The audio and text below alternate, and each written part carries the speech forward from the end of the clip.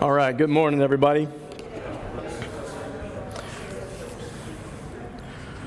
It's wonderful to see all of you today. We're going to go ahead and get started in our course. Our class, we're going through the Sermon on the Mount. So please open up your Bibles to Matthew chapter 5.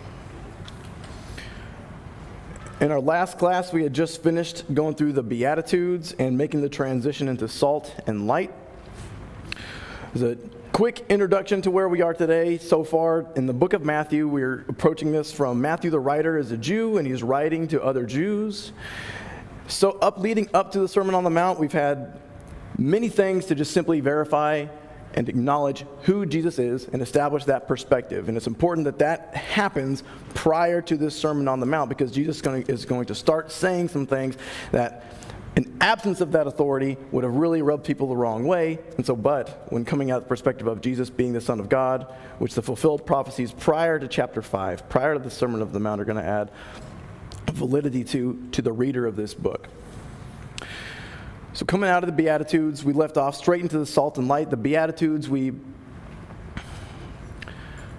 referring to them as the norms of the kingdom of heaven. These are the characteristics of those who belong to the kingdom of heaven. Going through all these, we dug deeply into definitions and comparisons, and some of the things we're going to do throughout this class is constantly be referring back to those Beatitudes. Use them as a cross-reference to many of the points that were made, that are going to be made today in our class and will continue to be made. The transition from the Beatitudes into this idea of salt and light was the idea that of all these characteristics, they're useless unless they're put into practice. Unless they're seen, they don't do any good. The salt is useless if it doesn't touch the food. It can't be preservative. It can't add flavor if it doesn't come into contact with the food. We discussed the idea that salt in and of itself is pure salt, and it always is pure salt. But the way to get salt to be ineffective is to contaminate it, is to adulterate it. If it's mixed with a bunch of other things that you do not want touching your food, then the salt is rendered useless. It's not something that we're going to put into practice, and the whole point of it being salt is now gone. So starting in verse 17, we have a little bit of a pause in the fluidity of what's been said so far. Of these Beatitudes, the characteristics and the norms of the kingdom of heaven. This is what a member of the kingdom of heaven looks like. This is what ought to be done. You should be seasoning. You should be doing things. You should be shining. Let your light shine out so people can see it. And that as a result, in verse 16, you can give glory to the Father, to your Father who is in heaven. And now we have a little bit, in verse 17, we have a little bit of a change of pace. We have almost like a break in the logic where this deeper sense of application is going to start coming through, and the tone has changed a little bit. So Matthew 5, verse 17, let's start our reading there today. It reads, "Do not think that I have come to abolish the law or the prophets. I have not come to abolish them, but to fulfill them. For truly I say to you, until heaven and earth pass away, not an iota, not a dot, will pass away from the law until all is accomplished. Therefore, whoever relaxes one of the least of these commandments and teaches others to do so, and teaches others to do the same, will be called least in the kingdom of heaven, but whoever does them and teaches them will be called great in the kingdom of heaven. For I tell you, unless your righteousness exceeds that of the scribes and the Pharisees, you will never enter the kingdom of heaven." Of all the things that Jesus has said so far, surely this is the most shocking to the reader or to the hearer. The opening sentence of verse 17, "Do not think I have come to abolish the law or the prophets."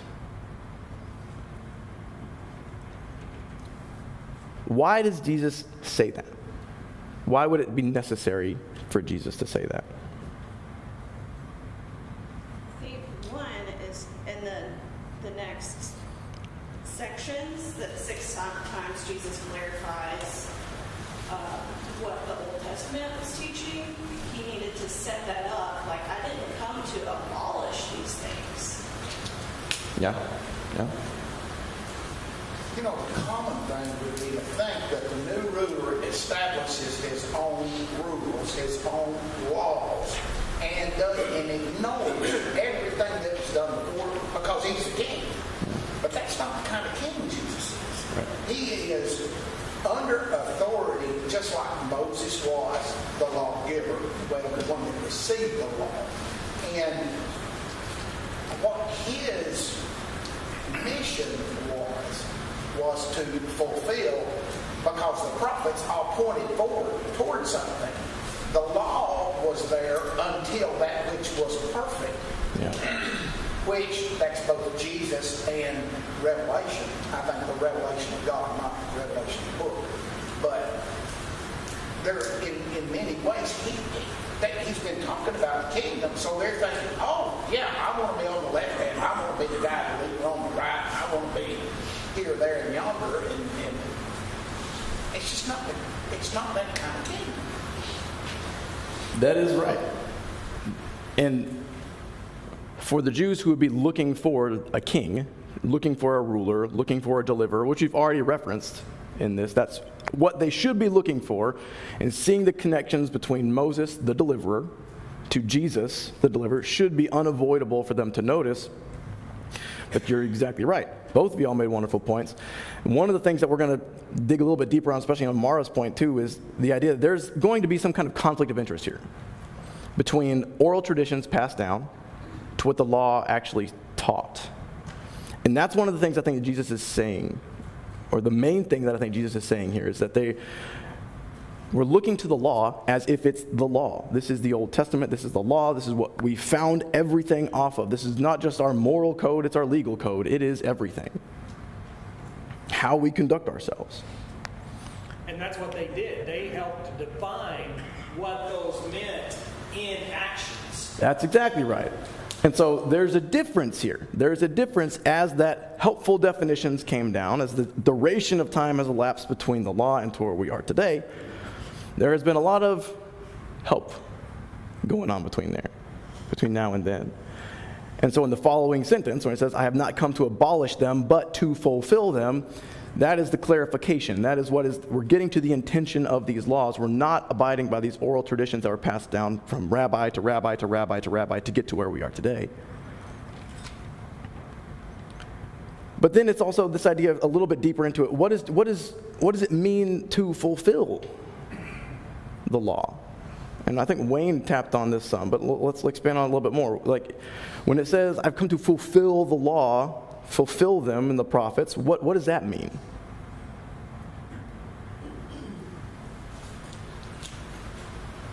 To complete their purpose. It's all pointing towards Jesus, and so I think that's kind of the point of it. All these prophecies, all the law is meant to point towards Jesus. So Jesus is saying, I didn't come to get rid of all those and make them null. I came to bring them to their completion, to the true fruition of what they're going to be. And so you realize how incredibly necessary that is. If you're a Hebrew reading this or hearing this for the first time, you would be thinking, the idea is they are constantly looking for the deliverer that has been prophesied. That the idea of this status quo, which we know they're not content with the status quo, the idea of being under the Roman rule, in that there's so many things that aren't what they want to be right now, that they're looking for a deliverer. And so the idea of him coming out saying, I am not coming to abolish these laws, or the prophets, but to fulfill them, you would think in their minds that would stand out tremendously. In Jeremiah 31. Jeremiah 31, verse 31.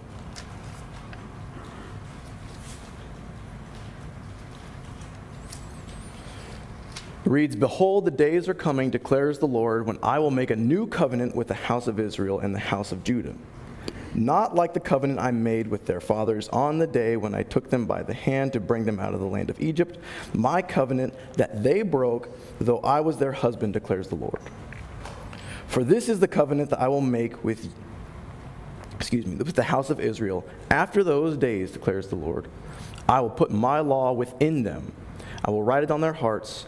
I will be their God, and they will be my people. The idea of having the law fulfilled, that should ring some bells to them. That should look something like what we just read in Jeremiah, something that they're looking out for. And the idea of fulfilling the prophets, even just in these first few chapters of Matthew, this abbreviated version of Jesus' life to get to where the Sermon on the Mount, where it's today.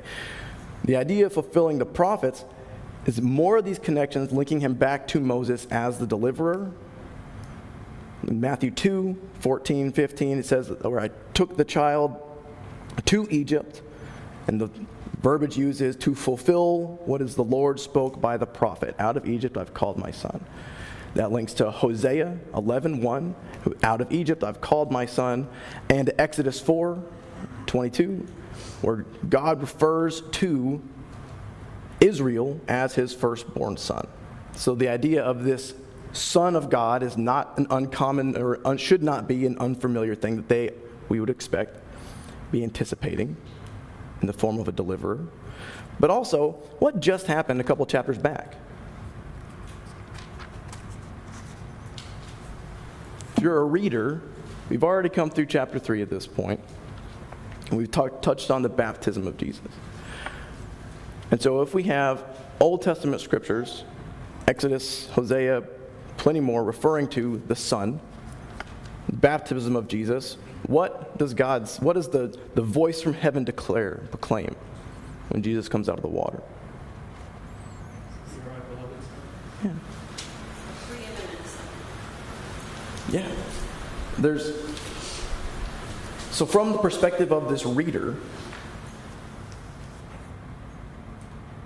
we just continue linking back and forth of the authority that's established into who's the one actually delivering this message and what it ought to mean, because we're going to get back to not redefining, but clarifying this is what was supposed to be the case. This was God's intention for us from the beginning. Matthew 4, more references to fulfilling the prophets just in this. Matthew 4, 13, 15, Jesus went to the territory of Zebulun and Naphtali, so that was spoken by the prophet of Isaiah may be fulfilled. Matthew 1, 22, 23, the virgin birth prophesied by Isaiah, so that may be fulfilled. Matthew 2, 17, 18, the idea of the genocide of the children in Ramah. That's going to go back all the way to Jeremiah 31 as well. Excuse me. And this is 2 verse 18, a voice was heard in Ramah weeping with a loud lamentation, Rachel weeping for her children. She refused to be comforted because they were no more. But 17 before says, then was fulfilled by what was spoken by the prophet Jeremiah. The idea is these fulfilled prophecies are just over and over and over and over and over. So when Jesus comes and says in the Sermon on the Mount, I've come to fulfill the prophets, that has already been taking place. It's a familiar theme at this point. Yeah. I think we can also reference the idea of fulfill as in make complete. That there are promises embedded within the law. So when you read through Deuteronomy, you get to Deuteronomy 30, after they've been told what will happen if they do these things, they'll get curses. And then beginning of chapter 30, it's no longer a potential. Initially with the blessings and cursings, they're talking about like, if you do this, you'll be blessed. If you'll do this, you're cursed. But then at the beginning of chapter 30 in Deuteronomy, they said, when you do this, you're going to be cursed. And all these things are going to happen. But then the rest of chapter 30 talks about the ways that God is going to bring them back after they've cursed it. He promises both that you're going to fall, but then I'm going to bring you back. Yeah. And he references concepts like, it's not impossible. It's not that you have to cross the ocean to go get these promises. They're near to you because I'm near you, the Lord God. And when you talk about verses like the Lord desires mercy and not sacrifice, again, kind of pointing to the fact that sacrifice was great. Keeping the physical aspects of the law was fantastic. But without the spiritual and heart-based aspects of the law, it was fruitless. And when Christ comes and he fulfills and completes the law, part of that whole message is that he is bringing with him that grace and forgiveness and bringing the law and the hope near to them and making it easier if they will adhere to the Messiah instead of focusing on these physical aspects of the law. Which if you're looking for a deliverer, that would be an encouraging message. That would be what I would be wanting to hear out of this. Which flows very well into if we didn't have verses 17 through 18, 19 through 20 would be much harder to read. So 19 goes, therefore, whoever relaxes one of the least of these commandments and teaches others to do the same will be called least in the kingdom of heaven.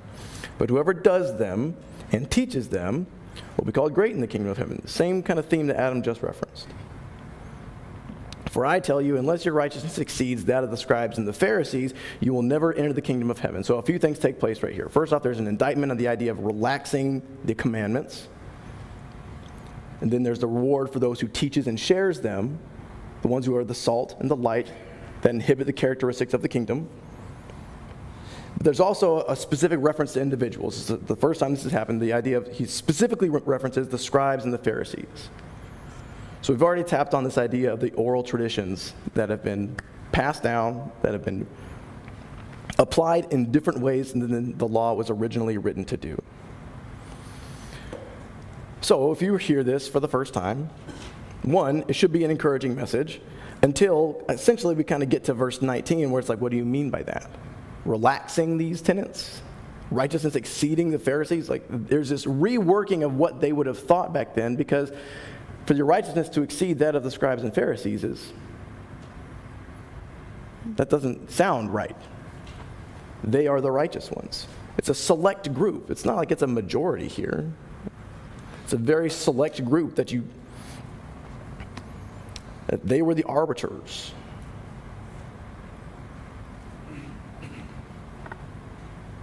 So for the reader, for the hearer of this, the idea of relaxing one of the least, what are you hearing when you hear the term relaxing one of the least of these commands?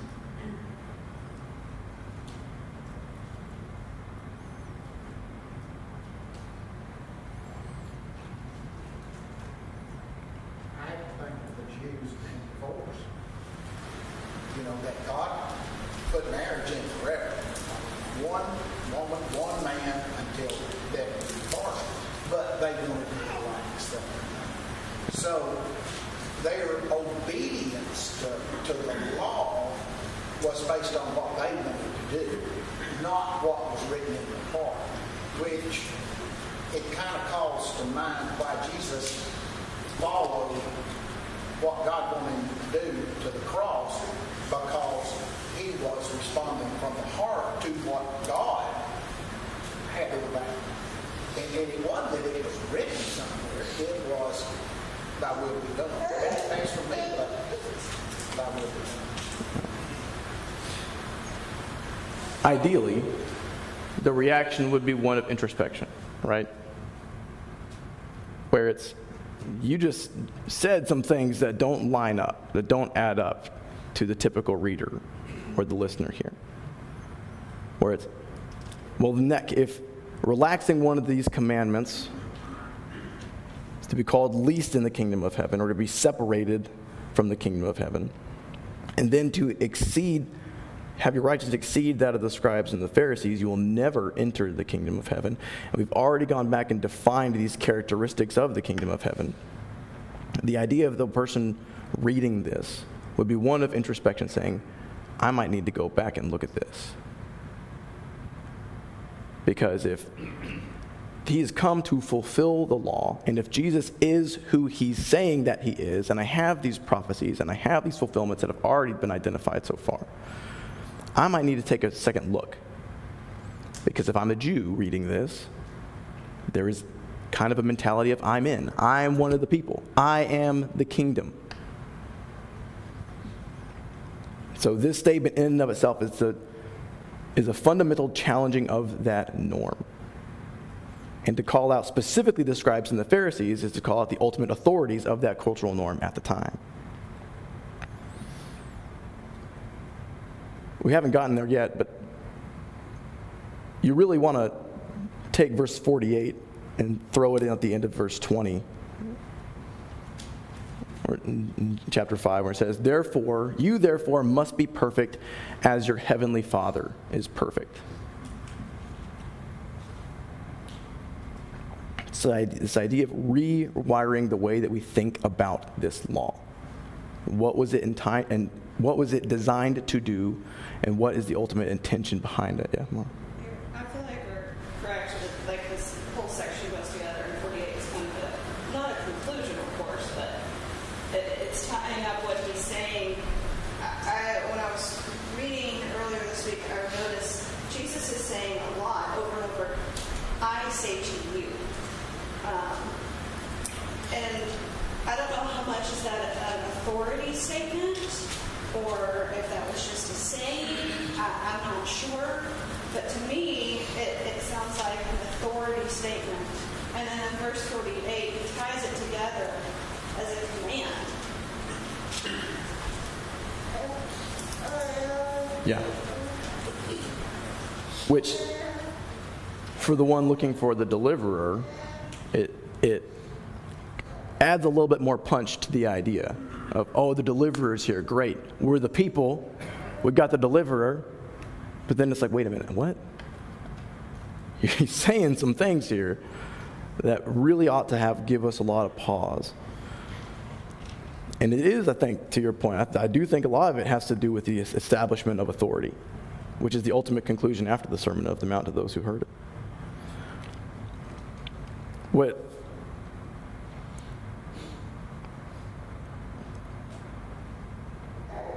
What we're going to find is that the purpose of this law was to point to Jesus as the deliverer.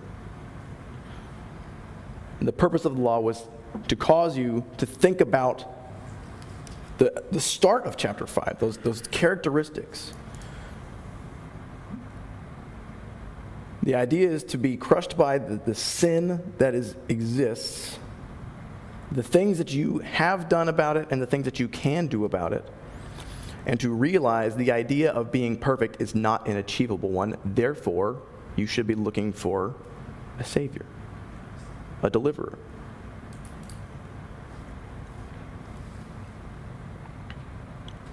And verse 20 is saying it's not the scribes and the Pharisees. That authority is not going to get where you're trying to go. It's not the idea. It's not going to put you to the kingdom of heaven. And he lists that specifically. You will never enter the kingdom of heaven. So you ought to be looking beyond. Yeah.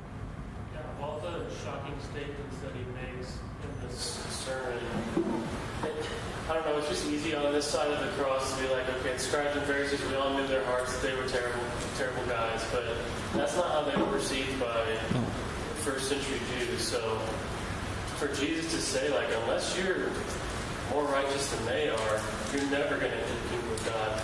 I have to imagine some like audible gasps in the audience as you say that. Yeah. So of all the things so far, the hardest things to hear, and the ones that are, there probably would have been that awkward silence, where it's like, that was just said. And then the beautiful transition from this part into verse 21 is examples and elaborations on that. Anything else on the idea of righteousness exceeding the Pharisees? And yes, sir. Yes, in Luke 18, Jesus he told the parable of the Pharisee and publican, and he taught them about the Pharisees. They trusted in themselves they were righteous, and viewed others with them. So they were very self-righteous and also external. In Matthew 23, he talked about they were full of all uncleanness. So their righteousness was very man-centered, external rule-keeping, and they didn't really love God from the heart. They really weren't spiritually minded. They were also liberal with the teachings of Scripture, but conservative in their traditions. And then Matthew 15 talked about if you dedicate certain, say, money that I should give to my parents, in prospect giving that to the temple, I don't have to give that to my parents. So they're evading the law. They're making up these things to evade the law. Yeah. And that's a continual theme that you see with the most, if not all, of Jesus' interactions with the Pharisees and the scribes. Where they're mad about the washing of hands. They're mad about finding the adulterous woman, and he says, the one without sin should cast the first stone. This is a very common thread with the interactions there. Yeah. Well, that's what all these next sections are going to be. It's like the Pharisees are saying, as long as you externally stay clean, you're in, as you've been saying. But it's not about that. It's about the internal and about what's really going on inside your heart. And that's what the law says that. It's just they've watered down the law to what they want it to be. Yeah. Taken the bar, and they've moved it to a place that they can apply much more independently. Yeah, Franco?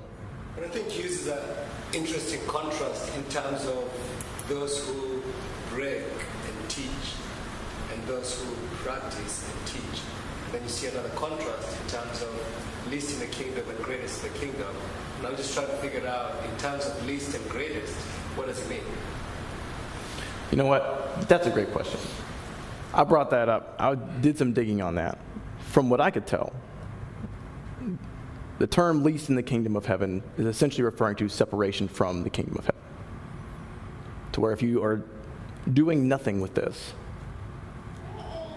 if you are not representing the characteristics, these norms of the kingdom, the Beatitudes, then also if you are but choose to do nothing with it, the idea is separation.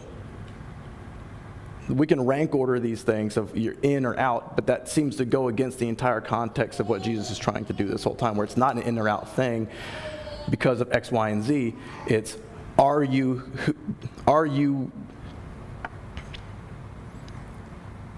bearing the cross, essentially?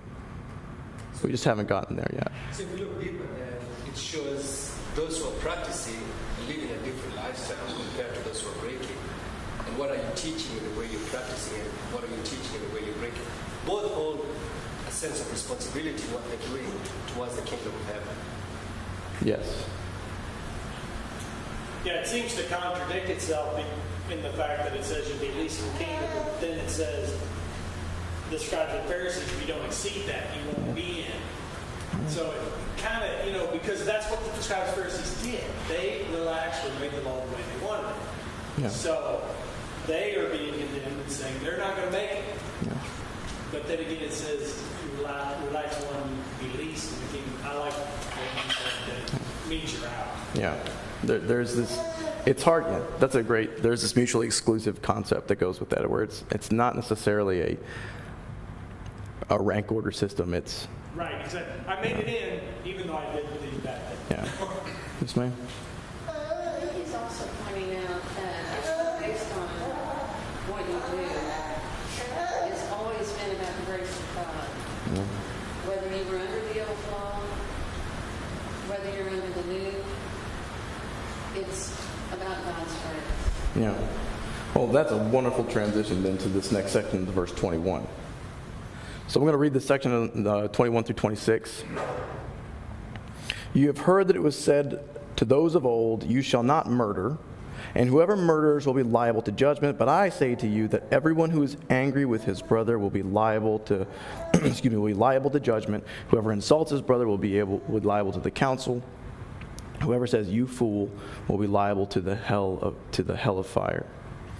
If you are offering your gift at the altar, and there remember that your brother has something against you, leave your gift there before the altar and go. First be reconciled to your brother, and then come and offer your gift.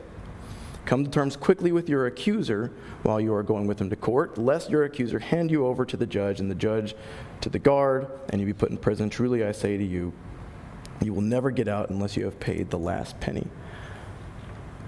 So, to pick up on Melissa's comment, the idea of the deed itself was not necessarily the priority, but rather the grace that was as a result, or the heart behind it. So, some interesting terms are used. Verse 21, you have heard that it was said, you shall not murder. Whoever murders will be liable to judgment. Is that true? That definitely was said. That should ring familiar. That theme it's not like the story of Cain and Abel was lost on any of these people. Thou shalt not murder was number 6 in the list of commandments. But when Jesus goes on to clarify the idea of, but I say to you, everyone who's angry with his brother will be liable to the judgment. You can start to see the implication. You can start to see the softening. You can start to see, okay, it sure seems like you can allow anger and hatred to fester in your heart, and resentment and jealousy, what have you, so long as you don't murder. Just don't cross that line. It'll be okay. Deuteronomy 19 even elaborates on some of the implications of the ideas between accidental manslaughter and then the hatred that's involved. There's different things that take place. Or if you were to murder somebody out of hatred versus an accident, like the example that's used is if you have 2 people that are working together and some kind of accident takes place. There's supposed to be a place of redemption, a place that you can go and you cannot have to face the consequences of the murder, and you're not at fault for that theoretically. However, if you were to commit a murder purely out of hatred, then you are to bear the full weight and the repercussions of that action. So out of hatred was the point. The idea of hating existing in your heart. That's what the point of the law that we're trying to make. And so it seems like, culturally, at the time, for it to be necessary for Jesus to say this, that oral tradition must have degraded that law to the extent where allowing this to be present in your heart is fine, just don't act on it.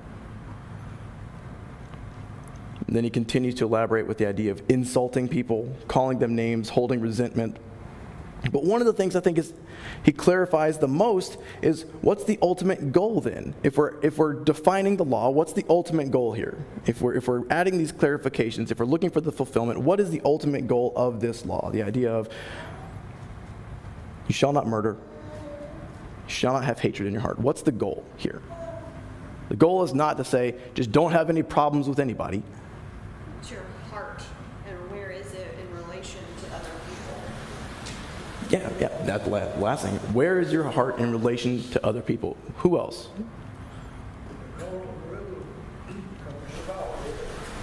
One more time, I'm sorry. The golden rule covers it all. Yeah. The idea of doing unto others, love your neighbor as yourself. Of course, the ultimate goal is spend eternity with God. Sure. Yeah. Reconciliation. And that's what's listed in verse 24. It'd be silly to think that we can just go through and just never have any disagreements, never have any problems, never have any issues that cause anger or jealousy or frustration. But we've all done it. Yeah. We've all done it. But it's what's to be done about it.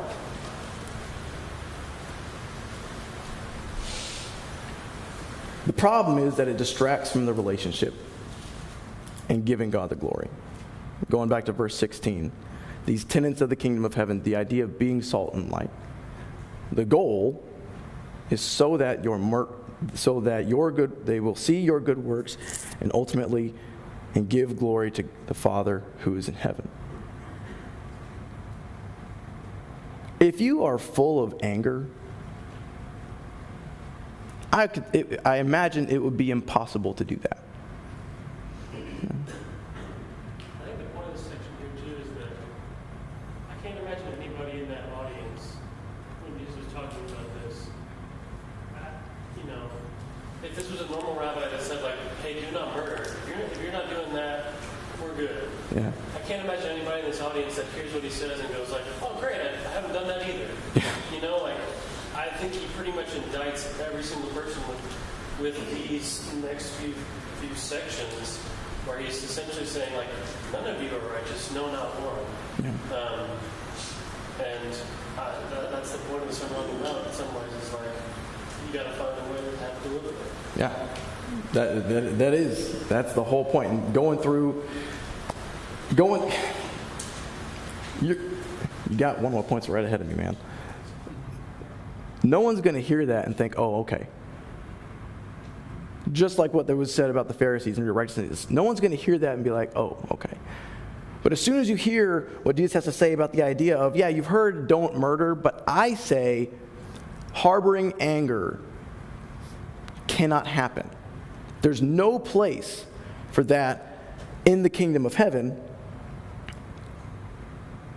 There would be this introspection thought. This stops like, wait a minute. How am I supposed to go about that? And he gives the specific examples I'll get into in just a second. I was just saying, I think